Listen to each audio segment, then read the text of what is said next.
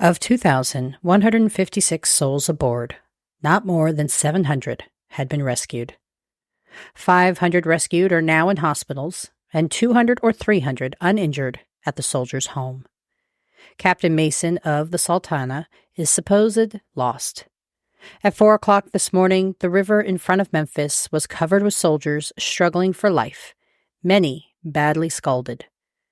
Boats immediately went to their rescue and are still engaged in picking them up.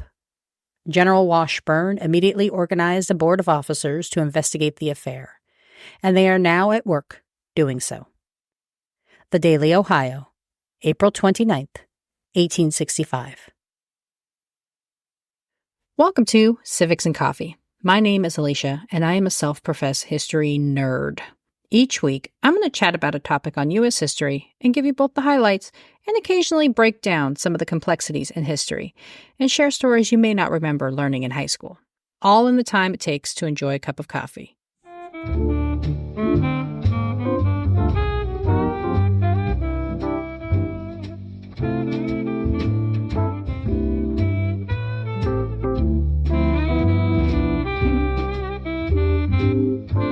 Hey everyone. Welcome back.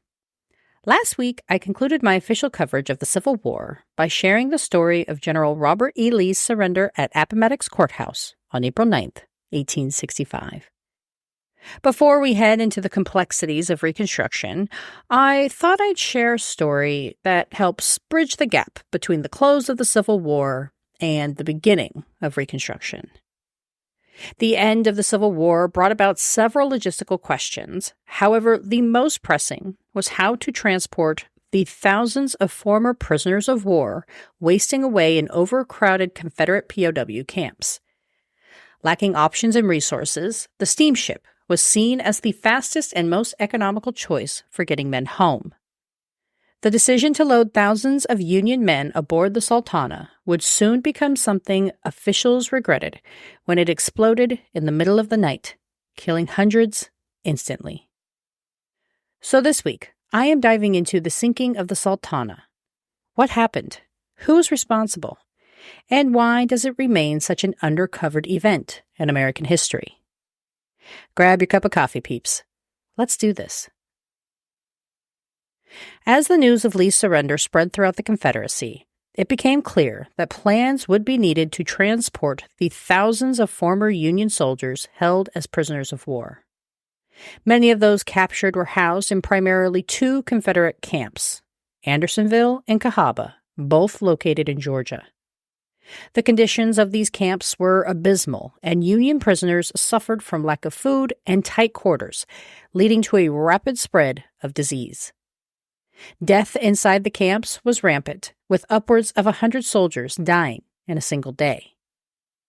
Given the lack of food and pervasive dysentery, those who had managed to survive were incredibly frail and thin. Transporting thousands of Union soldiers north would be problematic in the best of circumstances, as much of the limited railroad tracks in the southern part of the country had been destroyed during the war. Dealing with men who could barely walk meant that any travel arrangements had to be easy on the body. Attempting to go via horses or marching by foot was not exactly a viable option. Nearly 4,000 steamships sailed during the Civil War, making them a popular alternative to the railroad.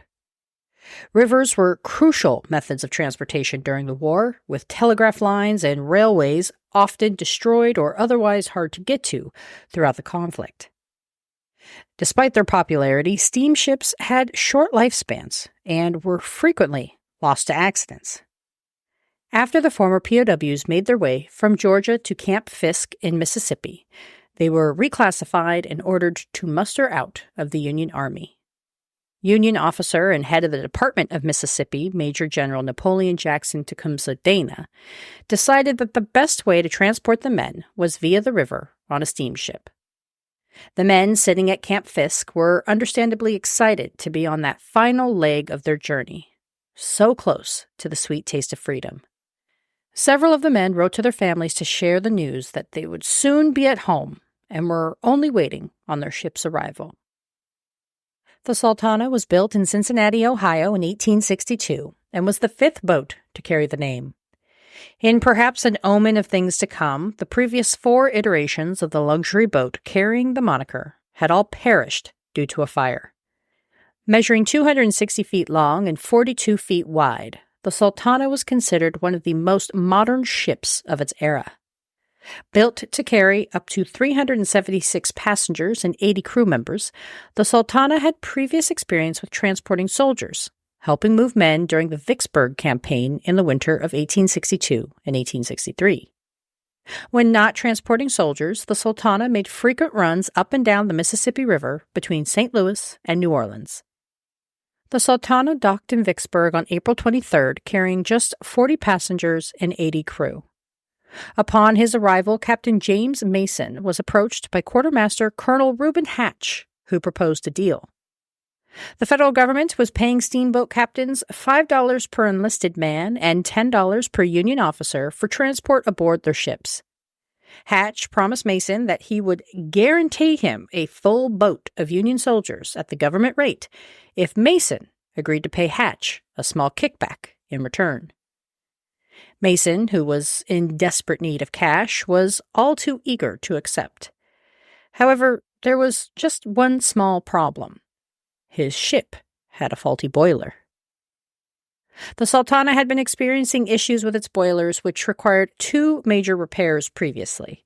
Upon inspection while docked in Vicksburg, it was discovered that the middle boiler had developed a leak.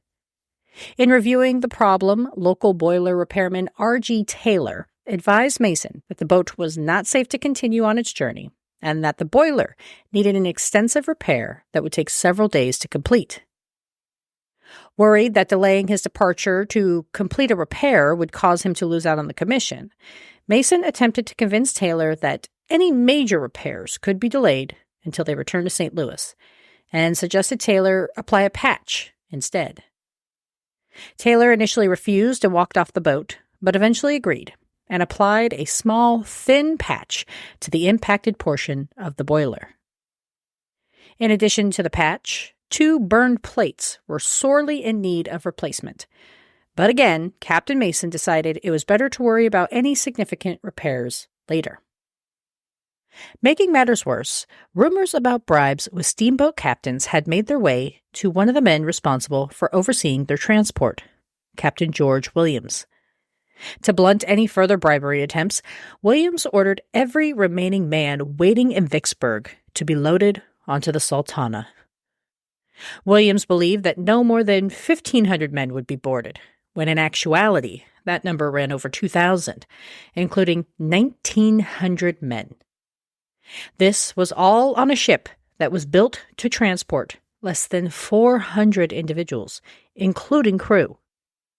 Not only was the Sultana combating a faulty boiler desperately in need of repair, but it was also extremely overcrowded and so overloaded that the upper decks began to sag, requiring braces to reinforce the ship.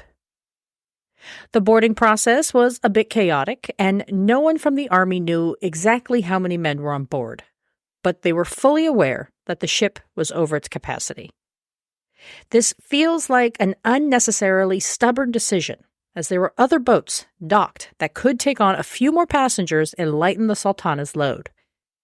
Despite the safety risk, Captain Williams remained resolute in his decision to send all of the men aboard the Sultana, and remarkably watched as another ship, the Lady Gay, left Vicksburg with 0 passengers. Finally, after a full day of loading, the Sultana left port just after 9 p.m. with over 2,500 souls on board, attempting to transport the largest number of people in a single vessel in the history of the Mississippi River. As if the situation wasn't precarious enough, the Sultana was also traveling against the current.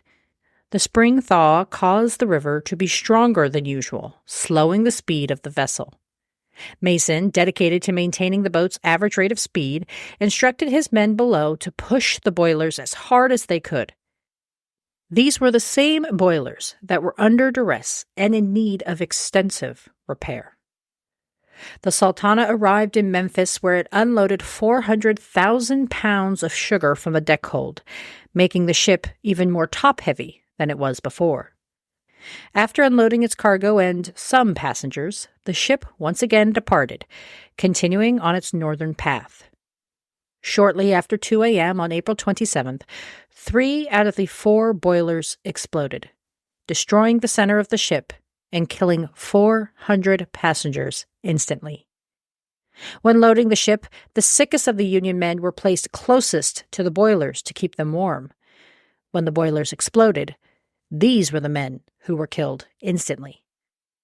The upper deck collapsed, folding like a deck of cards, trapping people on the decks below.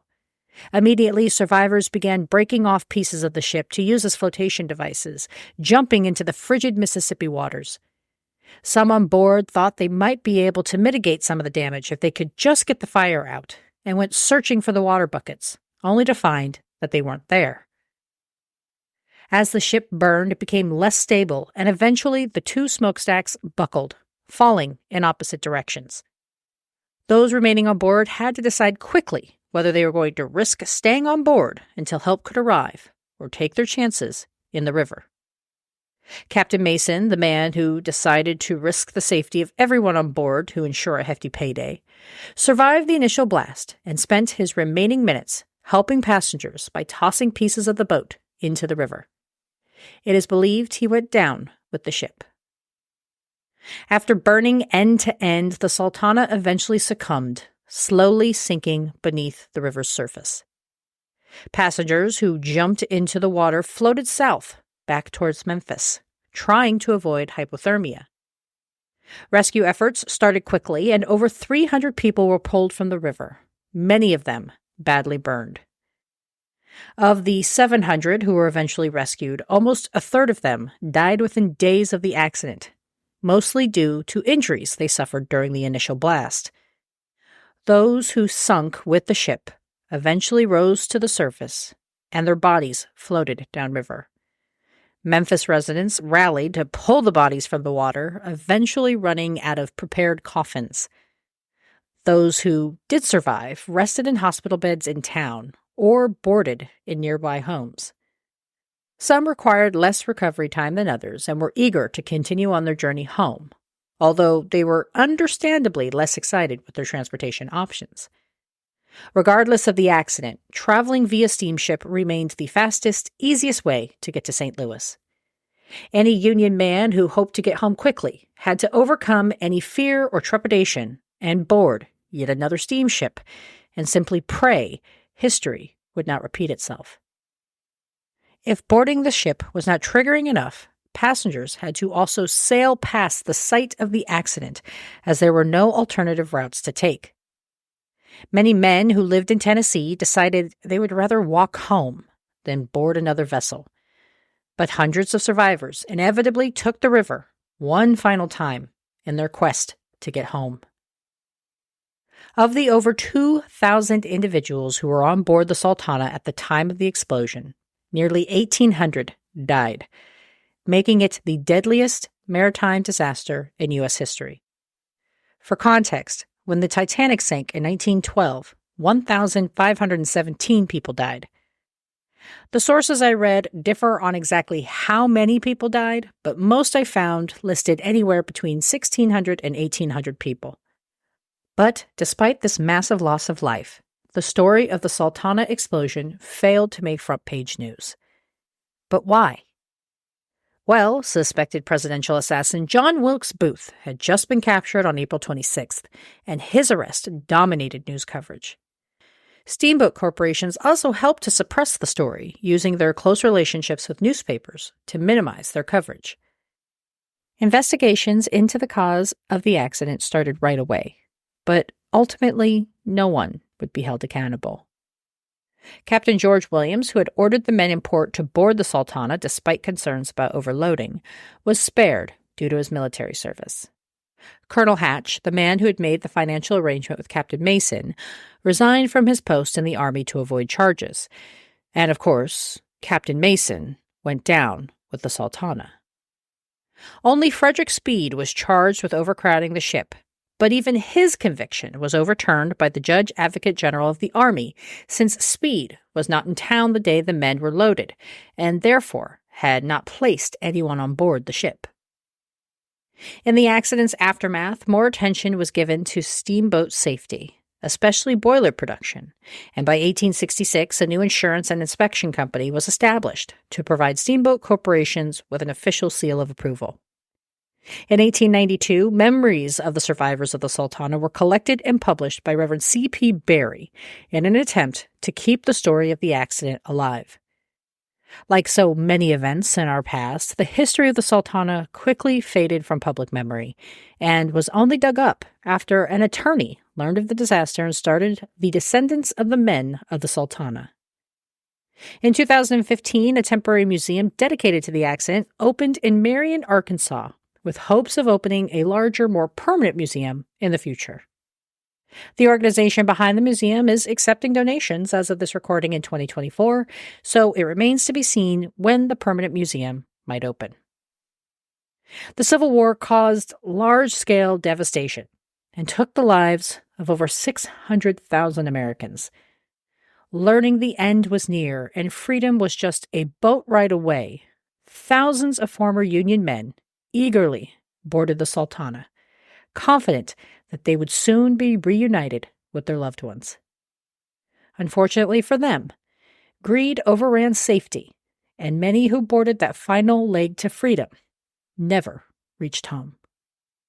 If you've been following the social media for the podcast, then you know I've started my collection of Reconstruction topics. I am excited to dive in and see what new stories I can share with you all. As always, if you ever have a topic you want me to cover, let me know. I always love fielding your requests, and they are some of the funnest episodes to put together. You can get a hold of me on most of the standard social media spaces or through my website at www.civicsandcoffee.com. The website is also where you can subscribe to the monthly newsletter, see source materials and transcripts, and learn how you can help support the pod. Lastly, I have recently launched a Patreon for the show.